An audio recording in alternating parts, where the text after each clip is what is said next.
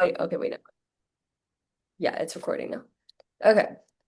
First question, can you tell us a bit about your background and what inspired you to pursue a career in politics in the first place? Sure. Like a lot of women, my career has been a little bit zigzaggy. After college, I went to DC and thought that I would pursue a career in more environmental advocacy. I worked for a couple of renewable energy not-for-profits and trade associations. But then met my soon-to-be husband, and we started moving around a bit for his job. So moved to Chicago and I did some environmental policy work and some lobbying on environmental issues for a not-for-profit in Chicago. But then we moved to Texas and then I became a mom and was a stay-at-home mom for a little while. And so as I decided to go to school to get my teacher's license, and when I was in that process, I also started doing some volunteer work for Moms Demand Action for Gun Sense. When Hmm. I was started doing some subbing, I was got involved in gun safety, and we all know we have to do lockdown drills, and you hear about them, Oh but it's yeah. very different to have to actually do them in the classroom. And there was an instance where we were doing a drill. I was a sub. I just, had a key to lock the door, but they gave me the wrong key because I was a sub Oh, for the day. uh-huh. And a resource officer came in, yelled at me in front of my kids, and I just saw the look of terror on their face and just decided I really had it. So threw myself into doing work with Moms Demand Action. And because I had done lobbying work before, Hmm. I helped bring volunteers to the Wisconsin State Capitol, coach them on how to talk with their elected officials. And I always say, the more you meet with elected officials, you're like, if he could do that, I could Oh do yeah. that. And Yeah. so I had reached out to my state rep asking for better gun laws, and he refused. And I said, if I can't change his mind, I'll have to change his job. And it was the first time I ever ran for office, and I won. I mean, that sounds so amazing. Like, yeah. Yeah, What was definitely. not as simple as that, Yeah, but I yeah, know. it Yeah, happened. definitely. Yeah, it sounds really, really amazing. And like especially how you talk about like Chicago. Like I'm in Chicago right now. I'm in U Chicago. This is like my dorm. Well, like yeah, just fun fact. I thought. Yeah, I really like this city. Okay. Next question. What are the key issues that you're focusing on your current term, like as of right now? Um, So, I ran a lot on gun safety issues. Hmm. I always talk about how I'm a gun owner. I have my concealed carry permit, but there are laws that can respect the Second Hmm. Amendment, but Definitely. also can make our community safer. And so that led directly into my political work. But my slogan was "Safer, Smarter, Healthier Wisconsin." So safer, better gun laws, things that can reduce crime and reckless driving. Smarter education. I was an elementary school teacher before I was elected, and so making sure that both K-12 and higher ed is fully funded. And then healthier, obviously having worked in environmental policy, trying to get more clean energy and conserving Wisconsin's natural areas, and also healthcare. I happened to run during the COVID pandemic, don't recommend. And it was a lot about masking and vaccinations and things like that. So I've tried to stick to those areas, safer, smarter, healthier. In Wisconsin, the other area would be fair maps. And so from the beginning, when I won in 2020 in Wisconsin, we still had very gerrymandered maps. And I was one of just three Democrats to flip a district from red to blue in over a decade. That's how durable the map was. So since that time, we've redistricted. We have different lines, or they're a lot more fair than they used to be. Mhm. But fair maps, making sure that people have access to the ballot, and making sure that people can elect the candidates of their choice. So those are the areas that I try to primarily concentrate on. Yeah, it sounds really cool. And then would you mind if you like to elaborate a little bit more on like what's the like experience of running through COVID, like during COVID? Oh, yeah. So when declared in like December of 2019, Oh, not nice. none of us had any idea what was Yeah, coming. not a great time. And literally, it was like the week before our first like fundraiser event. So we had our kickoff in February, Mhm. and then like the week before we're having a fundraiser, the world shut down, and so we really had to pivot. We had everything was virtual. Normally in a campaign, you're knocking on tons of doors. Well, no one really wants you knocking on tons of doors when in the height of COVID. So we got creative. We did a lot of Zoom fundraisers, but we did a couple where we had someone who was a wine and cheese expert, and Hmm. then we picked up bags of wine and cheese and dropped them off at people's houses, and then we did a virtual wine tasting. And we did that with a couple, just a couple other things to make it more interesting than just watching all the little squares on the screen kind of talking. That Um, sounds really fun, and also like gives people food at the same time. Exactly. Yeah. A lot of phone calls, a lot of Zoom calls.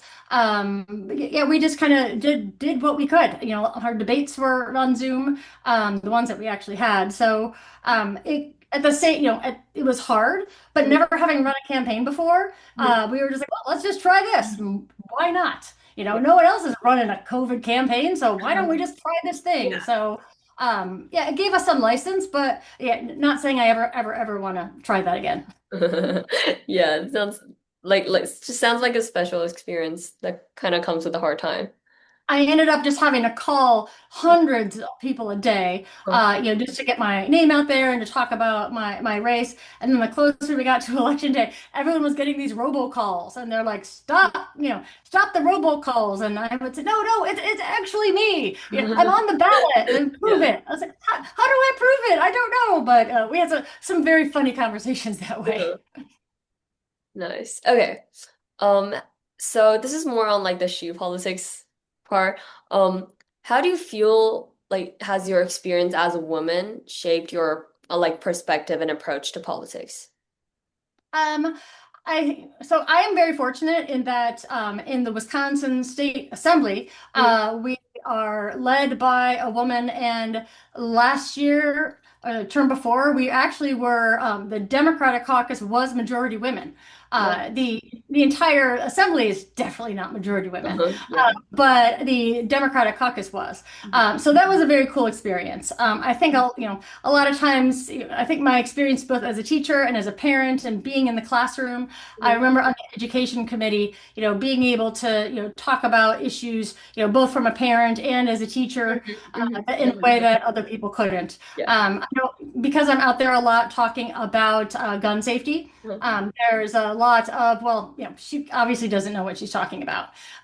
But then, and that's partly why I ended up getting my concealed carry permit was I'd go to Wisconsin and talk with state legislators saying, in Wisconsin, there's no background check on private gun sales. You Mhm. can literally sell a gun to anyone in the parking lot of Target, and that's legal. Then Mhm. why, we should have background checks on every gun sale. And there'd be a little, oh, honey, you don't know what you're talking about. And then I could slide my concealed carry card across the table and say, well, would you like to talk about the training protocols that we have here and how we don't have any live fire requirements and anyone could be carrying a loaded weapon, never having fired it, next to your wife in the grocery line? And they go, Mhm. oh, so I feel like I've had to work, or maybe do a little bit of extra work and the homework, Mhm. knowing the issues, making sure that, that people take you seriously. I think, I think you'll get that in any area. Those are the specific areas that it's been probably most cognizant for me. But when you know your facts and you know your stuff, you can go head to head with just about anyone. Yeah, definitely. So this is like a really broad question, but what steps do you believe still need to be taken in general to achieve like I guess more equality, like on the gender terms in political representation? I think if we had more gender equality, we wouldn't be fighting so hard about childcare. I was on the budget writing committee, Yeah. and just we need to invest in childcare. Childcare is a form of infrastructure. We Mhm. need more workers in Wisconsin, and one way to get more workers is to make sure that everyone has high quality childcare. So if both parents choose to work, that is an argument that I don't think we would have to have, quite so much if we had more women, because I think just women get it. Not that all men Yeah. don't get it. If we had a majority of women, we'd probably see a lot more of that. And I think, particularly now. It's hard, it's a challenge being in office. I mean, Mm. we have safety concerns. I have personally received some death threats, particularly when you're working on some issues. And you have to think twice and make sure that you're comfortable with Yeah. some of the issues that happen. So it's harder recruiting women than it is men. When I do recruiting calls, when we're looking to get candidates in all of our different seats, um, I always try to call the women first Mhm. because usually you have to ask them. They say you have to ask them 7 times before they'll say yes. Uh-huh. Because you plant the seed and then they kind of think about it, yeah, and then they ask their family and then they'll say yes. Whereas half the time if I call a guy, he's like, "Oh yeah, totally, I'll run." You're like, "Oh, okay, that's great." So That's a and really and partly that comes from a lack of role models too. When you don't see as many that's true. That's true. people That's true. out there in that role doing that thing, it's harder to visualize Like yourself yourself. Yeah. in that role doing that thing too. Yeah. Makes so much sense. So as a high schooler myself, what skills like this is like a question for me. What skills do you believe are essential for like high schoolers who are aspiring politicians to pursue like wait, yeah, what skills are essential for them in order to pursue? Um, Yeah. I mean, if you're interested in it, I would definitely volunteer, Mhm. any local race, particularly small ones. State legislatures have gotten a lot more attention lately, particularly because of gerrymandering. Mhm. But everyone wants to volunteer for the presidential race or a congressional race, but the state government or your local school board, that's where you really get to do a lot of the experience where the rubber really hits the road. Signature gathering, going door to door, talking to voters, getting used to being able to talk to voters is really, really good practice. Anyone running for office, at the state level is going to knock on hundreds and hundreds of doors talking to voters. It's hard and it's scary, but the more you do it, the better you get at it. So, not being afraid to do the grunt work and put the stamps on the envelopes, and going out with the candidate if you get the opportunity. All of us can use help. Offer to drive the candidate around, knock on certain doors, and just kind of see how the process works. Because a lot of people get into it, at a higher level. Mhm. And my advice would be to look local because that's where you could really get more hands-on experience, I think, than you might get otherwise. Yeah, so this is more of a personal question. I've been doing work at this not like anti-gender based violence organization for a while. And then they are like the lady I'm working with is like taking a break. So I'm currently like I have nowhere to volunteer at. And I'm looking into this place called the Brady Project. I don't know if you've heard of it, but it's based in Mhm. California.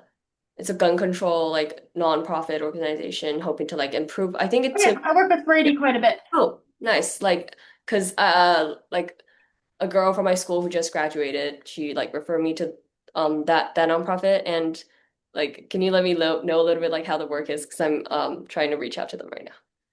Oh, sure. A good friend of mine works there and does policy for them. She just moved out to Colorado. She works virtually, so I know a lot of the folks do work virtually. They do great research. Hmm. Brady, Giffords, and Everytown are probably the three biggest national groups that work on gun violence. They each have slightly different take on them, but they're all great. I highly recommend. Nice. Okay. So, last question. This is kind of similar, but more. I want I would like for you to like answer more personally. Like, what advice would you give to young women in high school, like in general? Run for office. Hmm. Um, So whenever I have in Wisconsin, fourth graders come through the Capitol. It's like the annual field trip, Oh yeah. and I always try to find a little girl and look her in the eye and just say, run for office. Hmm. And half the time they're like, why is this crazy lady telling me to do this? I'm in fourth grade. But I figure if you have to ask women 7 times to run for office, that's one. And so hopefully down the road in her lifetime, a couple other people will suggest it. And so I always just try to plant the seed with as many people because I never thought that I would run for office. I really thought I'd be working on campaigns or lobbying or more issues oriented. Yeah. Um, but you might find an opportunity to do that. And the other thing I think is to find, in campaigns, they tell you to find your why. Why are you running? For me, it was a particular issue that I dove into and then realized that this was something that I probably could do. Mhm. And whether it's an issue or another candidate, a lot of women come to this work because they want to make some sort of change. Mhm. Stop a highway, fund public schools, something personal. Mhm. And that's something that you can build upon. That issue, you work on it, you get to know the stakeholders, you start to do some of the outreach. All of it makes a difference. And so, you know, volunteer, find your why, and, always keep it in the back of your head. Because for me, I never thought that I could I didn't grow up in Wisconsin. Mhm. So running for office, I didn't think that I would be running for office in Wisconsin, but now I've lived here for 22 years, and then the time was right. So, timing and making sure you have a good sense of why you want to do this. Mhm. Because particularly now, voters are pretty savvy, and they can tell when somebody is not authentic. Yeah. And if you base your campaign or your advocacy or something, around something that you're passionate about, people will absolutely connect with that, and that's important. Thank you so much. That's all the questions I have for Okay, now. well, I hope this was helpful. Yeah, thank you so much. I really appreciate it. And it's Yeah. like it's really helpful. I love your insights. Thank you so Well, much. yeah. Feel free to stay in touch and reach out to me if you have anything you want to ask that you Sure. forgot or just want to, follow up. Of course, yeah. I might ask you more questions about Brady when yeah, after I talk No to them. problem. Yeah, thank you so much.